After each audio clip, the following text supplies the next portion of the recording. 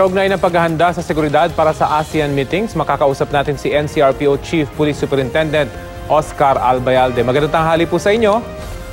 Magandang tanghali po sa inyo, Rafi at Connie. Magandang tanghali po sa lahat ng panonood na nakikinig. Opo. Sa gaganapin pong ASEAN Summit, kumusta po yung paghahanda para sa seguridad dalot at may nangyaring enkwentro kontra Abu Sayyaf sa Bohol kung saan may mga naganap ding meetings doon?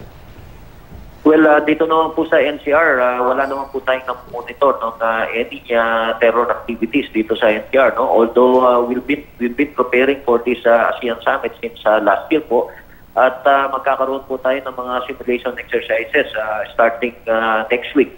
At ito pong mga pulis natin ay nakahanda na lahat. And of course, other agencies of the different agencies ng ating pamahalaan. Na kung saan around mga bilang po natin around mga 26,000 ang talagang may involved na personnel dito coming from the PNP, AFP and all other agencies ng government.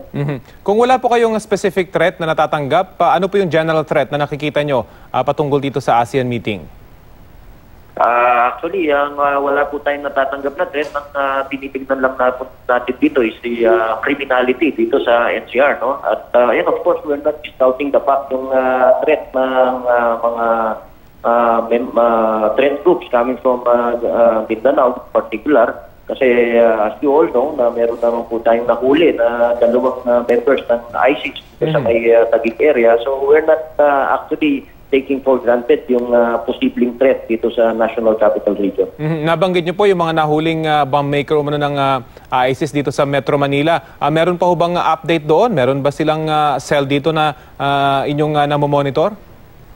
Iyan po ay subject ng interrogation na ginawa ng ating Armed Forces of the Philippines. And of course, we were not provided of any information. Sila po ang nakakaalam doon dahil sila po ang nag-tactical interrogate dun sa dalawang nahuling ISIS. At so far, wala pa pong sinishare sa inyo?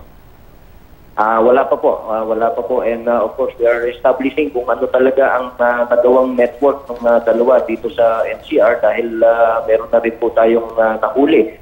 Kamakailan din yung mga alleged allies ng Bounty Group dito sa National Capital Region. And of course, malaking meeting po ito. Nagbibigay din po ba ng impormasyon yung mga karatig bansa natin? Dahil alam natin, aktibo din yung mga terorista sa ating mga karatig bansa, General.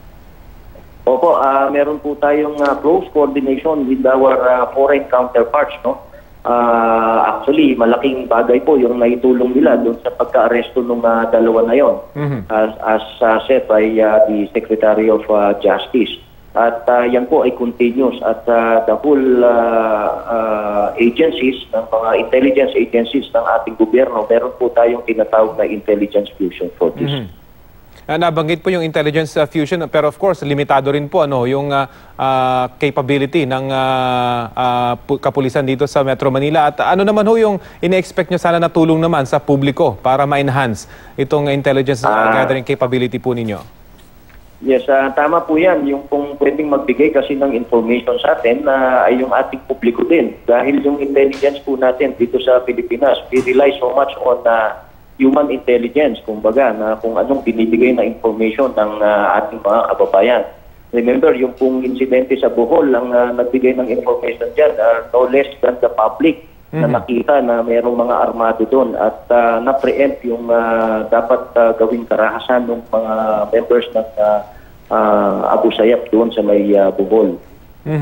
Para po sa kabatiran ng ating mga kababayan, ano po yung posibleng tip po niyo siguro? Ano yung dapat maging lookout nito ating mga kababayan? Ano yung dapat nilang obserbahan at ma-report sa mga pulis?